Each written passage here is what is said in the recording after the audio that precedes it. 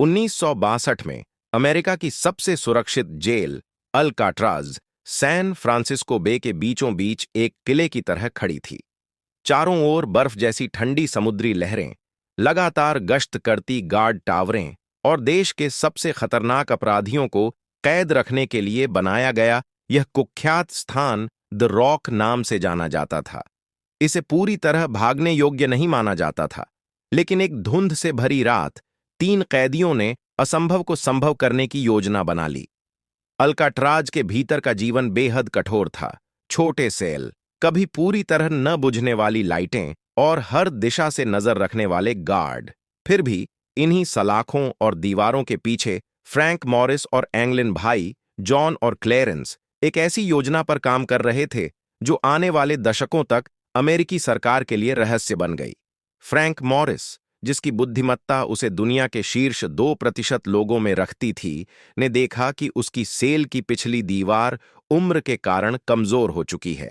यह एक छोटा सा मौका था, लेकिन उनके लिए यही काफी था।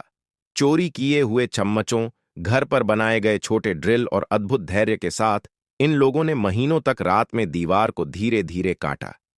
अंततः छेद इतना बड़ा हो चुका था कि एक आदमी उसमें से निकल सके। सेलों के पीछे एक बिना पहरे वाली यूटिलिटी कॉरिडोर थी, अंधेरी, संकरी, पाइपों से भरी हुई। उसी रास्ते से वे ऊपर एक भूले हुए अटारी क्षेत्र तक पहुंचे। वहीं उन्होंने 50 से ज्यादा बारिश से बचाने वाले कोट इकट्ठा कर एक बड़ा रबर का बेड़ा और लाइफ जैकेट तैयार की, और गार्डों को धोखा देने के लिए उन्होंने साबुन, टूथपेस्ट, टॉयलेट पेपर और असली बालों से अत्यंत यथार्थवादी नकली सिर बनाए। इतने असली कि रात की गिनती के दौरान गार्ड भी धोखा खा गए। 11 जून 1962 की रात यह साहसी प्रयास शुरू हुआ। कैदी अपने सेल से बने छेदों में से निकले, पाइपों पर चढ़ते हुए ऊपर अटारी में पहुंचे और फिर छत तक पहुंचे। ठंडी हवा के बीच उन्होंने सावधानी से 50 फुट ऊंची दीवार से नीचे उतरकर अल्काट्राज के किनारे तक का रास्ता तय किया।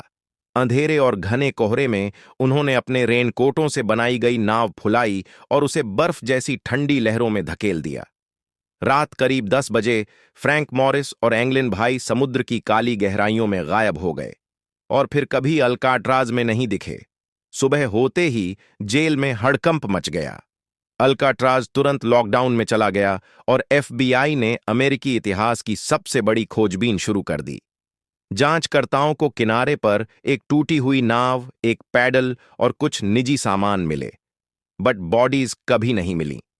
विशेषज्ञों ने दावा किया कि वे ठंडी धाराओं में डूब गए, लेकिन एंगलिन परिवार लगातार कहता रहा कि उन्हें भाइयों के बाद के वर्षों में पोस्टकार्ड और तस्वीरें मिलीं। US मार्शल ने इस केस को 50 साल से भी ज्यादा समय तक खुला रखा। आज तक कोई नहीं जानता कि सच क्या है।